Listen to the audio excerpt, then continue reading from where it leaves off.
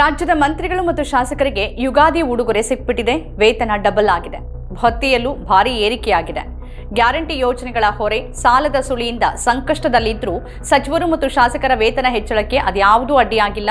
CM, ಸಚಿವರು, ವಿಧಾನಮಂಡಲದ ಅಧ್ಯಕ್ಷರು, ಶಾಸಕರು ಹಾಗೂ ಮಾಜಿ ಶಾಸಕರ ಈಗಿರುವ ವೇತನವನ್ನು ದುಪ್ಪಟ್ಟುಗೊಳಿಸುವ ಕರ್ನಾಟಕ ಶಾಸಕಾಂಗದ ವೇತನ, ಪಿಂಚಣಿ ಮತ್ತು ಭತ್ಯೆ ತಿದ್ದುಪಡಿ ವಿಧೇಯಕ 2025 ಶುಕ್ರವಾರ ವಿಧಾನಸಭೆ ಅಂಗೀಕರಿಸಿದೆ.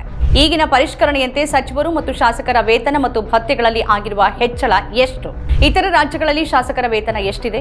ಈಗಿನ ಕಷ್ಟದ ಸಂದರ್ಭದಲ್ಲೂ ಈ ವೇತನ ಮತ್ತು ಭತ್ಯೆ ಏರಿಕೆಯನ್ನ ಸರ್ಕಾರದಲ್ಲಿರೋರು ಹೇಗೆ ಸಮರ್ಥಿಸಿಕೊಳ್ತಿದ್ದಾರೆ ನೋಡೋಣ. ನಮಸ್ಕಾರ, ಇದು ಅವಲೋಕನ ಕಾರ್ಯಕ್ರಮ. ಮುಖ್ಯಮಂತ್ರಿ, ಸಚಿವರು, ಶಾಸಕರ ವೇತನ ಮತ್ತು ಭತ್ಯೆಯಲ್ಲಿ ಭಾರಿ ಪ್ರಮಾಣದಲ್ಲಿ ಹೆಚ್ಚಳ ಆಗ್ತಾ ಇದೆ. ಇದು 100% ಹೆಚ್ಚಳ, ಅಂದ್ರೆ ದುಪ್ಪಟ್ಟು ಹೆಚ್ಚಳ ಆಗಿದೆ. ವೇತನ ಮತ್ತು ವಿವಿಧ ಭತ್ಯೆಗಳನ್ನು ಹೆಚ್ಚಿಸುವ ಕರ್ನಾಟಕ ಮಂತ್ರಿಗಳ ಸಂಬಳಗಳು ಮತ್ತು ಭತ್ಯೆಗಳ ತಿದ್ದುಪಡಿ ಮಸೂದೆ 2025 ಹಾಗೂ ಕರ್ನಾಟಕ ವಿಧಾನಮಂಡಲದವರ ಸಂಬಳಗಳು, ಪಿಂಚಣಿಗಳು ಮತ್ತು ಭತ್ಯೆಗಳ ತಿದ್ದುಪಡಿ ಮಸೂದೆ 2025 ಇವೆರಡನ್ನೂ ಅಧಿವೇಶನದ ಕೊನೆಯ ದಿನವಾದ ಶುಕ್ರವಾರ ಅಂಗೀಕಾರ ಮಾಡಲಾಗಿದೆ. ಇದಕ್ಕೂ ಮೊದಲು ಈ ಎರಡೂ ತಿದ್ದುಪಡಿಗಳಿಗೆ ಸಿಎಂ ಸಿದ್ದರಾಮಯ್ಯ ಅನುಮೋದನೆ ನೀಡಿದ್ರು. ವಿಧಾನಮಂಡಲದಲ್ಲಿ ಮಂಡಿಸುವ ಮೊದಲು ರಾಜ್ಯಪಾಲರ ಒಪ್ಪಿಗೆಯನ್ನ ಪಡಿಬೇಕಾಗತ್ತೆ. ಹಾಗಾಗಿ ತಿದ್ದುಪಡಿ ವಿಧೇಯಕವನ್ನ ಬುಧವಾರ ರಾಜ್ಯಪಾಲರ ಅನುಮೋದನೆಗಾಗಿ ಸಲ್ಲಿಸಲಾಗಿತ್ತು. ಗುರುವಾರ ಅವರು ವಿಧೇಯಕಕ್ಕೆ ಒಪ್ಪಿಗೆ ಸೂಚಿಸಿದ್ರು. ಇದರೊಂದಿಗೆ ಇದೇ ಅಧಿವೇಶನದಲ್ಲಿ ಮಂಡಿಸಿ ಅನುಮೋದನೆ ಪಡೆಯೋದಕ್ಕೆ ಸಾಧ್ಯ ಆಯಿತು. ಈಗಿನ ಪರಿಷ್ಕರಣೆಯಿಂದ ವೇತನ ಮತ್ತು ಭತ್ಯೆಗಳಲ್ಲಿ ಆಗುವ ಏರಿಕೆ ಹೀಗಿದೆ. ಸಭಾಧ್ಯಕ್ಷ, ಸಭಾಪತಿಗಳ ವೇತನ 75,000ದಿಂದ 1.25 ಲಕ್ಷ. ಸಭಾಧ್ಯಕ್ಷ, ಸಭಾಪತಿ ಆತಿಥ್ಯ ಭತ್ಯೆ 4 ಲಕ್ಷ ರೂಪಾಯಿಯಿಂದ 5 ಲಕ್ಷ. ಉಪಸಭಾಧ್ಯಕ್ಷರು, ಉಪಸಭಾಪತಿಗಳು, ವಿಪಕ್ಷ ನಾಯಕರ ವೇತನ 60,000ದಿಂದ 80,000. ಉಪಸಭಾಧ್ಯಕ್ಷರು, ಉಪಸಭಾಪತಿ, ವಿಪಕ್ಷ ನಾಯಕರ ಆತಿಥ್ಯ ಭತ್ಯೆ 2.5 ಲಕ್ಷದಿಂದ 3 ಲಕ್ಷ. ಮುಖ್ಯಮಂತ್ರಿಗಳ ವೇತನ 75,000ದಿಂದ 1.5 ಲಕ್ಷ. ಸಚಿವರ ವೇತನ 60,000ದಿಂದ 1.25 ಲಕ್ಷ. ಮುಖ್ಯಮಂತ್ರಿ ಮತ್ತು ಸಚಿವರ ಆತಿಥ್ಯ ಭತ್ಯೆ 4.50 ಲಕ್ಷದಿಂದ 5 ಲಕ್ಷ. ಸಚಿವರಿಗೆ ಮನೆ ಬಾಡಿಗೆ ಭತ್ಯೆ 1.20 ಲಕ್ಷದಿಂದ 2.5 ಲಕ್ಷ. ರಾಜ್ಯ ಸಚಿವರ ವೇತನ 50,000 ರೂಪಾಯಿಯಿಂದ 75,000. ರಾಜ್ಯ ಸಚಿವರಿಗೆ ಮನೆ ಬಾಡಿಗೆ ಭತ್ಯೆ 1.20 ಲಕ್ಷದಿಂದ 2 ಲಕ್ಷ. ಶಾಸಕರ ವೇತನ 40,000 ರೂಪಾಯಿಯಿಂದ 80,000. ಶಾಸಕರ ಪಿಂಚಣಿ 50,000 ರೂಪಾಯಿಯಿಂದ 75,000. ಹೆಚ್ಚುವರಿ ಪಿಂಚಣಿ 5,000ದಿಂದ 20,000. ಇನ್ನು ಕ್ಷೇತ್ರ ಪ್ರವಾಸ ಭತ್ಯೆ 60,000ದಿಂದ 80,000. ಮುಖ್ಯ ಸಚೇತಕರ ವೇತನ 50,000 ರೂಪಾಯಿಯಿಂದ 70,000. ಮುಖ್ಯ ಸಚೇತಕರ ಆತಿಥ್ಯ ಭತ್ಯೆ 2.5 ಲಕ್ಷದಿಂದ 3 ಲಕ್ಷ. ಸಭಾಧ್ಯಕ್ಷ, ಸಭಾಪತಿ, ಉಪಸಭಾಧ್ಯಕ್ಷ, ಉಪಸಭಾಪತಿ, ವಿಪಕ್ಷ ನಾಯಕ, ಸರ್ಕಾರದ ಮುಖ್ಯ ಸಚೇತಕರು, ವಿಪಕ್ಷ ಮುಖ್ಯ ಸಚೇತಕರ ಮನೆ ಬಾಡಿಗೆ 1.60 ಲಕ್ಷದಿಂದ 2.5 ಲಕ್ಷ. ಈ ಹಿಂದೆ ಬಿಜೆಪಿ ಸರ್ಕಾರ ಇದ್ದಾಗ 2022ರಲ್ಲಿ ಶಾಸಕರ ವೇತನ ಮತ್ತು ಭತ್ಯೆಗಳನ್ನು ಪರಿಷ್ಕರಿಸಲಾಗಿತ್ತು. ಆಗ ಮಸೂದೆ ಮಂಡಿಸಿದ್ದ ಸಚಿವ ಜೆಸಿ ಮಾಧುಸ್ವಾಮಿ 2023ರ ಏಪ್ರಿಲ್ 1ರಿಂದ ಪ್ರತಿ 5 ವರ್ಷಗಳಿಗೊಮ್ಮೆ ವೇತನ ಭತ್ಯೆ ಹೆಚ್ಚಿಸುವ ಬಗ್ಗೆ ಮಸೂದೆಯಲ್ಲೇ ಪ್ರಸ್ತಾಪ ಮಾಡಿದ್ರು. ಆದ್ರೆ ಈಗ 2 ವರ್ಷ ತುಂಬೋದಕ್ಕಿಂತ ಮುಂಚೆನೆ ಸರ್ಕಾರ ಮತ್ತೆ ವೇತನ ಭತ್ಯೆಗಳನ್ನು ಪರಿಷ್ಕರಣೆ ಮಾಡಿದೆ. ಪ್ರಸ್ತುತ ಶಾಸಕರ ವೇತನ ಎಲ್ಲಾ ಭತ್ಯೆಗಳನ್ನು ಒಳಗೊಂಡು ತಿಂಗಳಿಗೆ 2.05 ಲಕ್ಷ ರೂಪಾಯಿ ಇತ್ತು. ಇನ್ನು ಮುಖ್ಯಮಂತ್ರಿಗಳು, ಸ್ಪೀಕರ್, ಸಭಾಪತಿಯವರ ವೇತನ ಮತ್ತು ಭತ್ಯೆ ಸೇರಿ 10 ಲಕ್ಷ ರೂಪಾಯಿವರೆಗೆ ಆಗತ್ತೆ. ಸಚಿವರು ಹಾಗೂ ವಿರೋಧ ಪಕ್ಷದ ನಾಯಕರ ವೇತನ ಮತ್ತು ಭತ್ಯೆಗಳು ಕೂಡ ಹೆಚ್ಚು ಕಡಿಮೆ ಇಷ್ಟೇ ಇದೆ. ಶಾಸಕರ ವೇತನ ಮತ್ತು ಭತ್ಯೆ ಈಗಿರುವಂತೆ ಮೂಲ ವೇತನ 40,000 ರೂಪಾಯಿ, ದೂರವಾಣಿ ವೆಚ್ಚ 20,000 ರೂಪಾಯಿ, ವೈಯಕ್ತಿಕ ಭತ್ಯೆ 20,000 ರೂಪಾಯಿ, ಕ್ಷೇತ್ರ ಭತ್ಯೆ 60,000 ರೂಪಾಯಿ, ಕ್ಷೇತ್ರ ಪ್ರಯಾಣ ಭತ್ಯೆ 60,000 ರೂಪಾಯಿ, ಅಂಚೆ ವೆಚ್ಚ 5,000 ರೂಪಾಯಿ, ಒಟ್ಟು 2,05,000 ರೂಪಾಯಿ. ಅಂದ್ರೆ ಶಾಸಕರು ವಾರ್ಷಿಕವಾಗಿ 24,60,000 ರೂಪಾಯಿಗಳನ್ನು ಪಡೆದಿದ್ದಾರೆ. ಇನ್ನು ಕರ್ನಾಟಕ ಮುಖ್ಯಮಂತ್ರಿಗಳ ವೇತನ ಮತ್ತು ಭತ್ಯೆ ಈಗಿರುವಂತೆ ಮೂಲ ವೇತನ 75,000 ರೂಪಾಯಿ, ಮನೆ ಬಾಡಿಗೆ ಭತ್ಯೆ 1.20 ಲಕ್ಷ ರೂಪಾಯಿ, ಮನೆ ನಿರ್ವಹಣೆ ಭತ್ಯೆ 30,000 ರೂಪಾಯಿ, ವೈಯಕ್ತಿಕ ಆಹಾರ ವಸ್ತುಗಳ ಖರೀದಿ ಇತರೆ ಭತ್ಯೆ 4.5 ಲಕ್ಷ ರೂಪಾಯಿ, ಪ್ರತಿದಿನ ಪ್ರಯಾಣ ಭತ್ಯೆ 2,500 ರೂಪಾಯಿ, ರೋಡ್ ಮೈಲೇಜ್ ಭತ್ಯೆ ಕಿಲೋಮೀಟರ್ಗೆ 30 ರೂಪಾಯಿ, ಉಚಿತ ವೇತನ 1,500 ಲೀಟರ್ ಪೆಟ್ರೋಲ್, ಒಟ್ಟು ಸುಮಾರು 10 ಲಕ್ಷ ರೂಪಾಯಿಯನ್ನ ಪಡೆದಿದ್ದಾರೆ. ವಿಧಾನಸಭೆಯ ಸ್ಪೀಕರ್ ಹಾಗೂ ಪರಿಷತ್ ಸಭಾಪತಿಗಳಿಗೂ ಇದೇ ವೇತನ ಮತ್ತು ಭತ್ಯೆ ಸಿಗ್ತಾ ಇತ್ತು. ಸಚಿವರು, ವಿಪಕ್ಷ ನಾಯಕರಿಗೆ ಮೂಲ ವೇತನ 60,000 ರೂಪಾಯಿ ಇದ್ದು, ಉಳಿದೆಲ್ಲ ಭತ್ಯೆಗಳು ಮುಖ್ಯಮಂತ್ರಿಗಳಿಗೆ ಇದ್ದಂತೇನೇ ಇದೆ. ಈಗ ಮುಖ್ಯಮಂತ್ರಿ, ಸಚಿವರು ಮತ್ತು ಶಾಸಕರ ವೇತನ 100% ಹೆಚ್ಚಳ ಆದಂತಾಗಿದೆ. ದೇಶದಲ್ಲಿ 3 ರಾಜ್ಯಗಳ ಮುಖ್ಯಮಂತ್ರಿಗಳು ಅತಿ ಹೆಚ್ಚು ವೇತನ ಪಡಿತಾರೆ.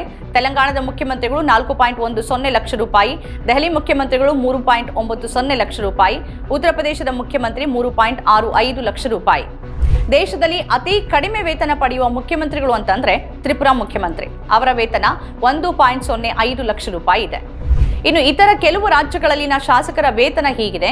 ಜಾರ್ಖಂಡ್ನಲ್ಲಿ 2.9 ಲಕ್ಷ ರೂಪಾಯಿ, ಮಹಾರಾಷ್ಟ್ರದಲ್ಲಿ 2.6 ಲಕ್ಷ ರೂಪಾಯಿ, ತೆಲಂಗಾಣದಲ್ಲಿ 2.5 ಲಕ್ಷ ರೂಪಾಯಿ, ಮಣಿಪುರದಲ್ಲಿ 2.5 ಲಕ್ಷ ರೂಪಾಯಿ, ಹಿಮಾಚಲ ಪ್ರದೇಶದಲ್ಲಿ 2.1 ಲಕ್ಷ ರೂಪಾಯಿ, ಉತ್ತರಾಖಂಡ್ನಲ್ಲಿ 2.04 ಲಕ್ಷ ರೂಪಾಯಿ, ಹಾಗೆಯೇ ಮೇಘಾಲಯದಲ್ಲಿ 2.02 ಲಕ್ಷ ರೂಪಾಯಿ. ಮುಖ್ಯಮಂತ್ರಿ ಮತ್ತು ಸಚಿವರುಗಳ ವೇತನ ಭತ್ಯೆ ಹೆಚ್ಚಳದಿಂದ 10 ಕೋಟಿ ಹೆಚ್ಚಿನ ವೆಚ್ಚ ಆಗಲಿದೆ. ಶಾಸಕರು, ವಿಧಾನ ಪರಿಷತ್ ಸದಸ್ಯರು, ವಿಧಾನಸಭಾಧ್ಯಕ್ಷರು, ಸಭಾಪತಿಗಳು, ವಿಪಕ್ಷ ನಾಯಕರು ಮತ್ತು ಮುಖ್ಯ ಸಚೇತಕರ ವೇತನ ಭತ್ಯೆ ಹೆಚ್ಚಳದಿಂದ 50 ಕೋಟಿ ಹೆಚ್ಚಿನ ಹೊರೆ ಬೀಳಲಿದೆ. ವಾರ್ಷಿಕವಾಗಿ 62 ಕೋಟಿ ಹೆಚ್ಚುವರಿ ಹೊರೆ ಆಗತ್ತೆ ಅಂತ ಅಂದಾಜು ಮಾಡಲಾಗಿದೆ. ಶಾಸಕರ ವೇತನ ಹೆಚ್ಚಳ ಪ್ರಕ್ರಿಯೆ ಹೇಗಿರುತ್ತೆ? ಕರ್ನಾಟಕವೂ ಸೇರಿದಂತೆ ಭಾರತದಲ್ಲಿನ ಶಾಸಕರ ವೇತನವನ್ನ ಭಾರತದ ಸಂವಿಧಾನದ 164 1ನೇ ವಿಧಿ ಪ್ರಕಾರ ಆಯಾ ರಾಜ್ಯದ ಶಾಸಕಾಂಗವೇ ಕಾನೂನು ಅಥವಾ ಸುಗ್ರೀವಾಜ್ಞೆ ಅಂಗೀಕಾರದ ಮೂಲಕ ವೇತನವನ್ನ ಹೆಚ್ಚಿಸುತ್ತೆ. ಬೆಲೆ ಏರಿಕೆ ಮತ್ತು ಜೀವನ ವೆಚ್ಚದಂತಹ ವಿವಿಧ ಅಂಶಗಳ ಆಧಾರದ ಮೇಲೆ ಪರಿಷ್ಕರಣೆಗಳನ್ನು ಶಿಫಾರಸು ಮಾಡೋಕೆ ತಜ್ಞರ ಸಮಿತಿಯನ್ನ ನೇಮಕ ಮಾಡಲಾಗುತ್ತೆ. ಅಂತಿಮವಾಗಿ ಸಂವಿಧಾನದ 164 1ನೇ ವಿಧಿಯ ನಿಬಂಧನೆಗಳ ಪ್ರಕಾರ ಶಾಸಕರ ವೇತನವನ್ನು ನಿರ್ಧರಿಸುವ ಅಧಿಕಾರ ರಾಜ್ಯ ಶಾಸಕಾಂಗಕ್ಕೆ ಇರುತ್ತೆ. ರಾಜ್ಯ ಶಾಸಕಾಂಗ ಕಾನೂನು ಅಥವಾ ಸುಗ್ರೀವಾಜ್ಞೆಯ ಅಂಗೀಕಾರದ ಮೂಲಕ ವೇತನದಲ್ಲಿ ಕಡಿತವನ್ನು ಮಾಡಬಹುದು.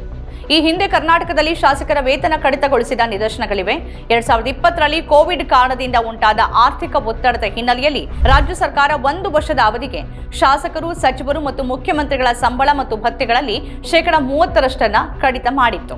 ಲೋಕಸಭಾ ಸಂಸದರು ಪಡೆಯುವ ಸಂಬಳ, ಸವಲತ್ತುಗಳು ಮತ್ತು ಪಿಂಚಣಿಗಳ ಬಗ್ಗೆ ನಾವು ಗಮನ ಹರಿಸೋದಾದ್ರೆ, ಸಂಸದರ ಮೂಲ ವೇತನ ತಿಂಗಳಿಗೆ 1 ಲಕ್ಷ ರೂಪಾಯಿ, ಕ್ಷೇತ್ರ ಭತ್ಯೆ 70,000 ರೂಪಾಯಿ, ಸಂಸತ್ತಿನ ಅಧಿವೇಶನಗಳ ಸಮಯದಲ್ಲಿ ಕಚೇರಿ ಭತ್ಯೆ 60,000 ರೂಪಾಯಿ, ಅಲ್ಲದೆ ಅಧಿವೇಶನ ಸಮಯದ ದೈನಂದಿನ ಭತ್ಯೆ 2,000 ರೂಪಾಯಿ, ಫೋನ್ ಮತ್ತು ಇಂಟರ್ನೆಟ್ ಬಳಕೆಗಾಗಿ ವಾರ್ಷಿಕ ಭತ್ಯೆ 1.5 ಲಕ್ಷ ರೂಪಾಯಿ, ಸಂಸದರು ಮತ್ತು ಅವರ ಕುಟುಂಬದವರು ದೇಶೀಯ ವಿಮಾನಗಳಲ್ಲಿ ವರ್ಷಕ್ಕೆ 34 ಉಚಿತ ಪ್ರಯಾಣ ಮಾಡೋಕೆ ಅವಕಾಶ ಇದೆ.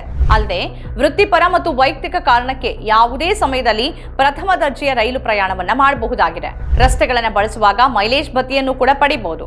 ಸಂಸದರು ವಾರ್ಷಿಕವಾಗಿ 50,000 ಉಚಿತ ವಿದ್ಯುತ್ ಯೂನಿಟ್ ಮತ್ತು 4,000 ಕಿಲೋಲೀಟರ್ ವರೆಗಿನ ನೀರನ್ನ ಉಚಿತವಾಗಿ ಪಡಿತಾರೆ. ಸರ್ಕಾರ ಅವರ ವಸತಿಯನ್ನು ಕೂಡ ನೋಡಿಕೊಳ್ಳುತ್ತೆ. 5 ವರ್ಷಗಳ ಅವಧಿಯಲ್ಲಿ ಸಂಸದರಿಗೆ ಪ್ರಮುಖ ಪ್ರದೇಶಗಳಲ್ಲಿ ಬಾಡಿಗೆ ರಹಿತ ವಸತಿಯನ್ನು ಒದಗಿಸಲಾಗುತ್ತೆ. ಅವರು ತಮ್ಮ ಹಿರಿತನದ ಆಧಾರದ ಮೇಲೆ ಅಪಾರ್ಟ್ಮೆಂಟ್ಗಳು ಅಥವಾ ಬಂಗ್ಲೆಗಳನ್ನು ಪಡೆಯಬಹುದು. ಅಧಿಕೃತ ವಸತಿಗಳನ್ನು ಬಳಸದೇ ಇರೋಕೆ ಆಯ್ಕೆ ಮಾಡುವ ವ್ಯಕ್ತಿಗಳು ಮಾಸಿಕ 2 ಲಕ್ಷ ರೂಪಾಯಿಗಳ ವಸತಿ ಭತ್ಯೆ ಪಡೆಯೋಕ್ಕೂ ಕೂಡ ಅರ್ಹರಾಗಿರ್ತಾರೆ. ಕೇಂದ್ರ ಸರ್ಕಾರಿ ಆರೋಗ್ಯ ಯೋಜನೆ ಅಡಿಯಲ್ಲಿ ಸಂಸದರು ಮತ್ತು ಅವರ ಕುಟುಂಬದವರಿಗೆ ಉಚಿತ ವೈದ್ಯಕೀಯ ಸೌಲಭ್ಯ ಇದೆ. ಸಂಸತ್ತಿನಲ್ಲಿ 1 ಅವಧಿಗೆ ಸೇವೆ ಸಲ್ಲಿಸಿದ ನಂತರ ಮಾಜಿ ಸಂಸದರು ತಿಂಗಳಿಗೆ 25,000 ರೂಪಾಯಿಗಳ ಪಿಂಚಣಿಗೆ ಅರ್ಹರಾಗಿರ್ತಾರೆ. ಅವರು ಪ್ರತಿ ಹೆಚ್ಚುವರಿ ವರ್ಷದ ಸೇವೆಗೆ 2,000 ರೂಪಾಯಿನಂತೆ ಈ ಮಾಸಿಕ ಪಿಂಚಣಿಯಲ್ಲಿ ಹೆಚ್ಚಳ ಕೂಡ ಇರುತ್ತೆ. ಇನ್ನು ರಾಷ್ಟ್ರಪತಿಗಳು, ಉಪರಾಷ್ಟ್ರಪತಿಗಳು ಮತ್ತು ದೇಶದ ಪ್ರಧಾನಿ ಪಡೆಯುವ ವೇತನದ ವಿವರಗಳನ್ನು ನಾವು ನೋಡೋದಾದ್ರೆ, ರಾಷ್ಟ್ರಪತಿಗಳ ವೇತನ 5 ಲಕ್ಷ ರೂಪಾಯಿ, ಉಪರಾಷ್ಟ್ರಪತಿಗಳ ವೇತನ 4 ಲಕ್ಷ ರೂಪಾಯಿ, ಪ್ರಧಾನಿಗಳ ವೇತನ 2.80 ಲಕ್ಷ ರೂಪಾಯಿ, ಹಾಗೆಯೇ ರಾಜ್ಯಪಾಲರ ವೇತನ 3.5 ಲಕ್ಷ ರೂಪಾಯಿ. ಜನಸಾಮಾನ್ಯರು ಬೆಲೆ ಏರಿಕೆಯಿಂದ ಕಂಗೆಟ್ಟು ಹೋಗಿದ್ರೆ ಇತ್ತ ಶಾಸಕರು ಮತ್ತೆ ತಮ್ಮ ವೇತನ ಪರಿಷ್ಕರಣೆಗಾಗಿ ಒತ್ತಾಯ ಮಾಡ್ತಾನೇ ಇದ್ರು. ಶಾಸಕರ ವೇತನ ಪರಿಷ್ಕರಣೆಯಾಗಿ 3 ವರ್ಷಗಳು ಕಳೆದಿರಲಿಲ್ಲ. ಆಗಲೇ ಮತ್ತೆ ವೇತನ ಪರಿಷ್ಕರಣೆಯ ಕೋರಿಕೆಯನ್ನ ಮುಂದಿಟ್ಟಿದ್ರು. ವಿಧಾನಮಂಡಲ ಸದನ ಕಾರ್ಯಕಲಾಪ ಸಲಹಾ ಸಮಿತಿ ಸಭೆಯಲ್ಲಿ ವಿಧಾನಸಭೆಯ ವಿಪಕ್ಷ ಉಪನಾಯಕ ಅರವಿಂದ್ ಬೆಲ್ಲದ್ ವೇತನ ಪರಿಷ್ಕರಣೆಯ ಪ್ರಸ್ತಾಪವನ್ನ ಮುಂದಿಟ್ಟಿದ್ರು. ಬೆಲೆ ಏರಿಕೆ ಹೆಚ್ಚಾಗಿದ್ದು ಈ ಹಿನ್ನೆಲೆಯಲ್ಲಿ ಶಾಸಕರ ವೇತನವನ್ನ ಹೆಚ್ಚಿಸುವಂತೆ ಕೋರಿದ್ರು. ಸಭೆಯಲ್ಲಿದ್ದ ಜೆಡಿಎಸ್, ಕಾಂಗ್ರೆಸ್ ಶಾಸಕರು ಕೂಡ ಇದಕ್ಕೆ ಸಹಮತ ವ್ಯಕ್ತಪಡಿಸಿದ್ರು. ಈ ವೇಳೆ ಸಿಎಂ ಸಿದ್ದರಾಮಯ್ಯ ಶಾಸಕರ ವೇತನ ಪರಿಷ್ಕರಣೆಯ ಪ್ರಸ್ತಾವನೆಯನ್ನ ಪರಿಶೀಲಿಸುವ ಭರವಸೆ ನೀಡಿದ್ರು. ಈಗ ಶಾಸಕರ ಬೇಡಿಕೆ ಈಡೇರಿದಂತಾಗಿದೆ. 2022ರಲ್ಲಿ ಬಿಜೆಪಿ ಸರ್ಕಾರ ಇದ್ದಾಗ ವೇತನ ಪರಿಷ್ಕರಣೆ ಮಾಡಲಾಗಿತ್ತು. 2022ರ ಏಪ್ರಿಲ್ 1ರಿಂದ ಆ ವೇತನ ಹೆಚ್ಚಳ ಅನ್ವಯ ಆಗಿತ್ತು. ಅದರಂತೆ ಶಾಸಕರು ಮತ್ತು ವಿಧಾನ ಪರಿಷತ್ ಸದಸ್ಯರ ವೇತನದಲ್ಲಿ 60% ಹೆಚ್ಚಳ ಆಗಿತ್ತು. ಮುಖ್ಯಮಂತ್ರಿ ಮತ್ತು ಸಚಿವರ ವೇತನದಲ್ಲಿ 50% ಹೆಚ್ಚಳ ಆಗಿತ್ತು. ಸಭಾಧ್ಯಕ್ಷರು, ಸಭಾಪತಿಗಳು ಮತ್ತು ವಿರೋಧ ಪಕ್ಷಗಳ ನಾಯಕರ ವೇತನದಲ್ಲೂ 50% ಹೆಚ್ಚಳ ಆಗಿತ್ತು. ಸಚಿವರು, ಶಾಸಕರ ವೇತನ ಹೆಚ್ಚಳವನ್ನ ಗೃಹ ಸಚಿವ doctor G Parameshwar, MB Patil ಸೇರಿದಂತೆ ಹಲವು ನಾಯಕರು ಸಮರ್ಥನೆ ಮಾಡಿಕೊಂಡಿರುವುದು ವರದಿಯಾಗಿದೆ. ಜನಸಾಮಾನ್ಯರಂತೆಯೇ ಸಚಿವರು, ಶಾಸಕರ ಖರ್ಚು ಕೂಡ ಹೆಚ್ಚಾಗ್ತಿದೆ.